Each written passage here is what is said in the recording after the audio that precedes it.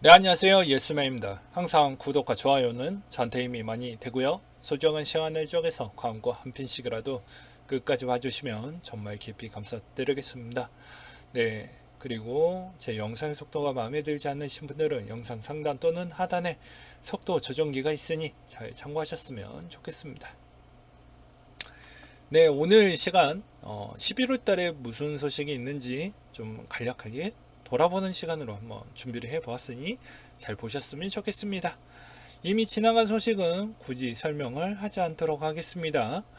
일단 비트코인 미국 대선에 대해서 영향성이 분명히 선물 쪽에서 나올 수 있고요. 그리고 CME에 대한 선물 만기 시즌도 11월 초에 있으니 그 점을 잘 대응을 하셨으면 좋겠습니다.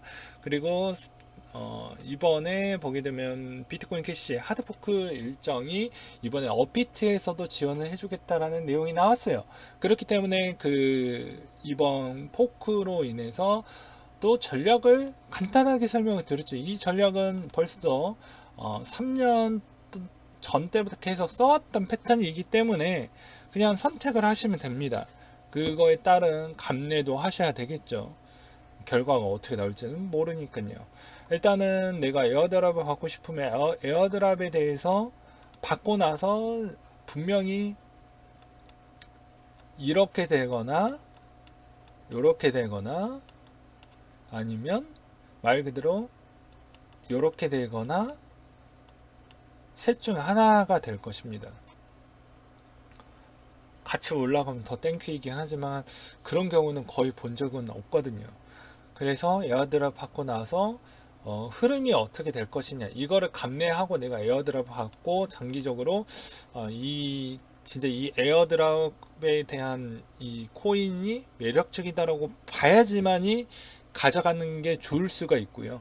그렇지 않을 경우에는 그 전에 시세 차익을 많이 올리려고 할 겁니다. 에어드랍 받기 전에 다 알고 있는 소식이기 때문에 그 차익만 먹고 나가도 상관이 없고요. 이거 선택적 사항입니다. 그리고 상장을 하는 시점이 해당 업비트나 빗썸은 좀 느리게 해줄 거예요. 분명히. 그러니까 웬만하면은 약간의 손실률은 좀 감내하시면서 하셔라.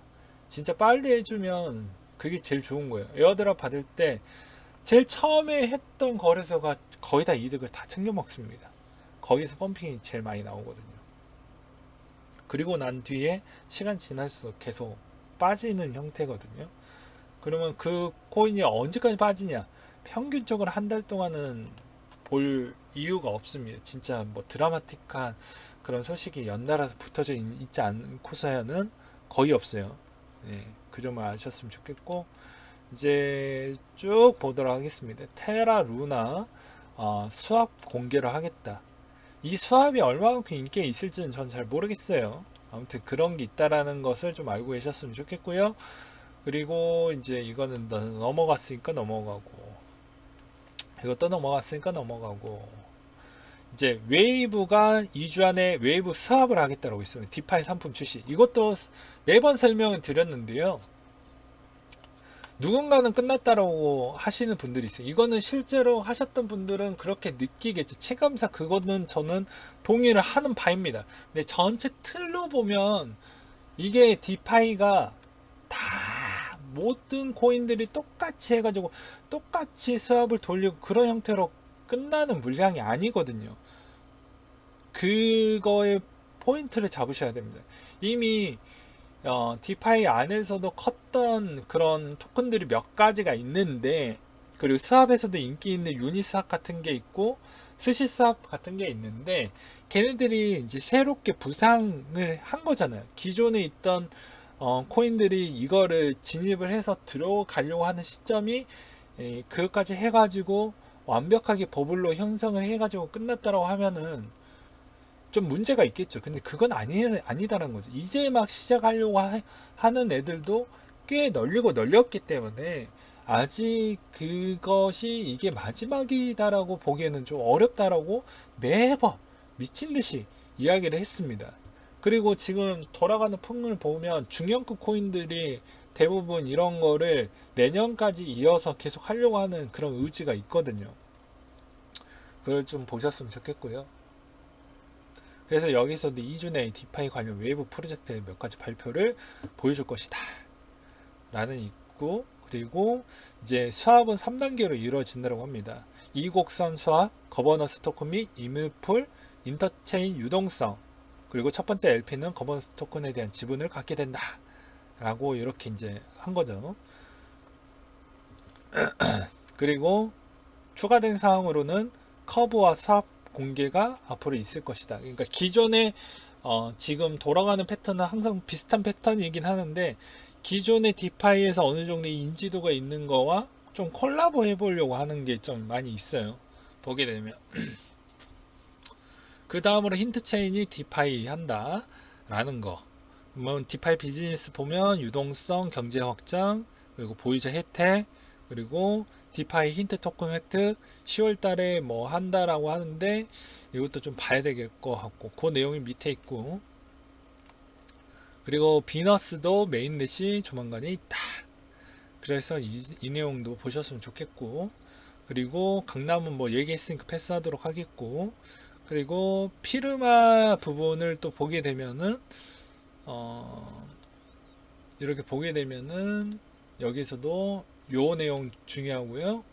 그리고 요 내용 중요할 것 같습니다.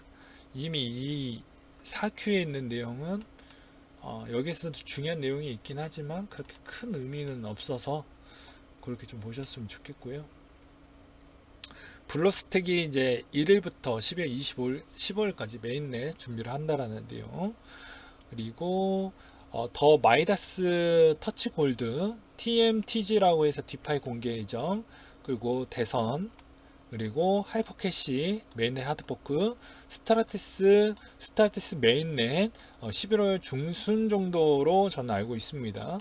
그렇기 때문에 요거 진행한다라는 거, 그리고 Z캐시 반감기 일정이 있는 거, 그리고 비트코인 캐시 하드포크 있는다라는 점, 그리고 호라이즌이 10월 24일에서 25일 메인넷 소프트포크 활성화 부분과 블록 보상 반감기가 있다라는 거, 그리고 코스모스 아톰 공개 테스트넷을 진행을 하겠다 라는 내용, 그리고 12월 달에 스파크 에어드랍이 있는데 이거는 물린 사람들은 이걸 그냥 그대로 받겠죠.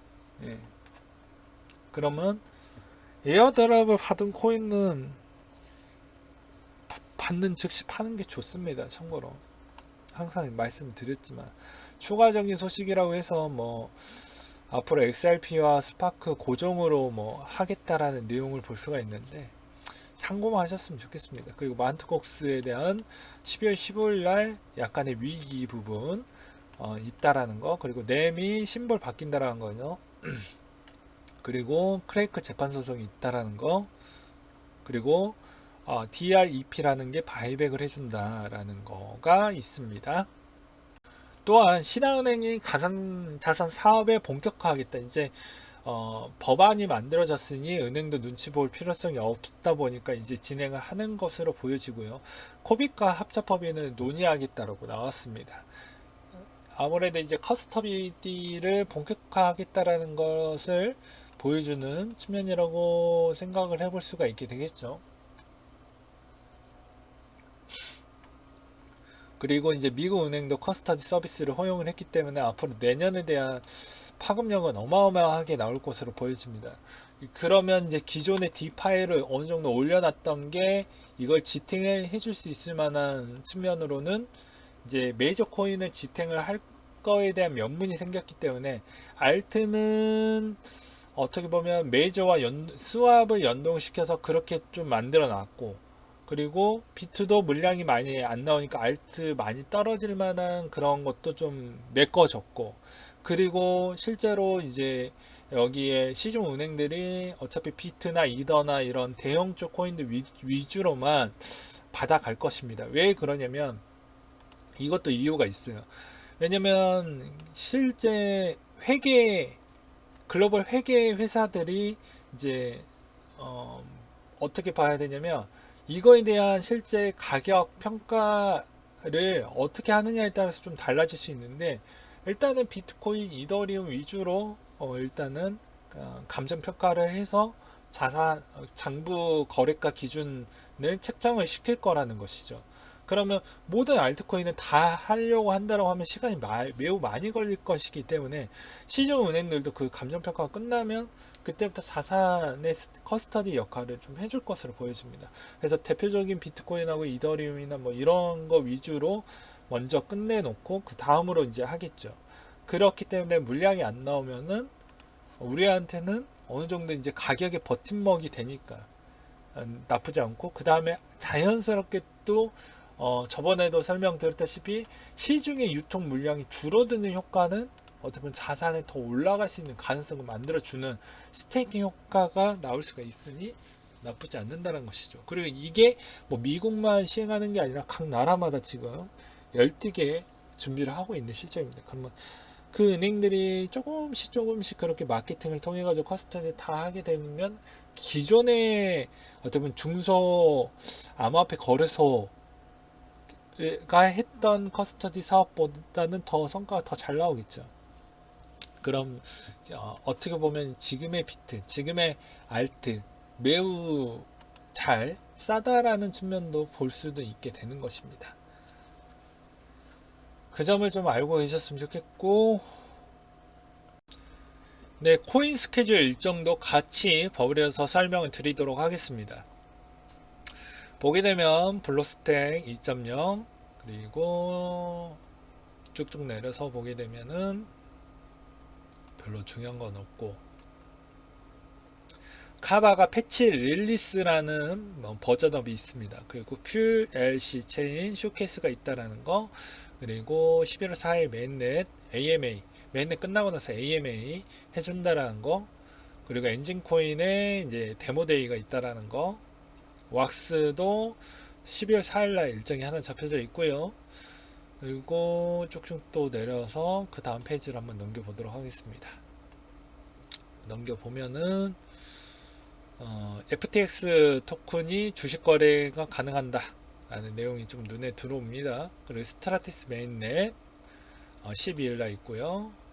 그리고 쭉쭉 또 내려서 보게 되면 비트코인 캐시 하드포크, 그리고 스텔라 자우선 컨퍼런스가 있고요. 그리고 넘어가고 G캐시 반감기 일정이 있었고요. 골렘이 마이그레이션 프로세스가 19일날 있습니다. 리스크 R&D 부분에 대해서 20일날 공개를 해줄 거라고 내용이 잡혀져 있습니다. 그리고 쭉 또 넘겨서 램에 대한 신물 교체 부분이 내용이 잠겨져 있어요. 네, 그리고 쭉쭉쭉 내려서 보면 스와이프 X를 실행한다고 하는데, 스와이프가 지금 좀 매우 충격적이라고 볼 수가 있어요. 뭐 언제까지 떨어질 거냐 이렇게 또 걱정하시는 분이 매우 있는데, 이거는 저번에도 실시간 방송 때 얘기했지만 지금 31일 기준으로 봤을 때는 반등이 좀 나올 겁니다.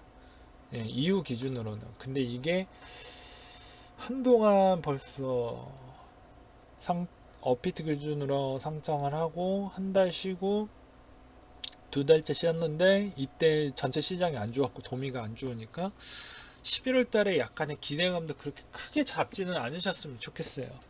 왜 그러냐면 도미가 별로 좋지 않기 때문이죠. 네, 오늘은 여기까지 준비를 했고요. 항상 여러분들한테 힘이 되고 도움이 되는 예스맨이 되도록 하겠고, 이상으로 마치도록 하겠습니다.